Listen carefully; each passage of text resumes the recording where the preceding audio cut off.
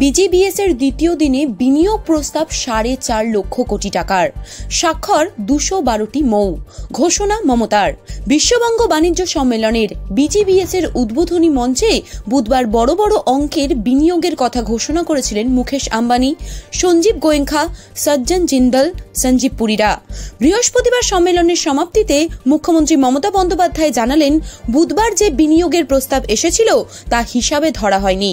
দ্বিতীয় দিনে যে সমস্ত বিনিয়োগ প্রস্তাব এসেছে সেটাই অভূতপূর্ব।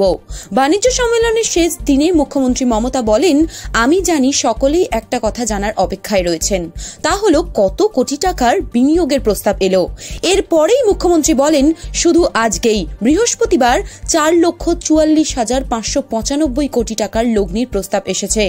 রাজ্য সরকারের সঙ্গে 212টি মৌ মেমোরান্ডাম অব আন্ডারস্ট্যান্ডিং স্বাক্ষরিত হয়েছে দেশ বিদেশের বিভিন্ন সংস্থার।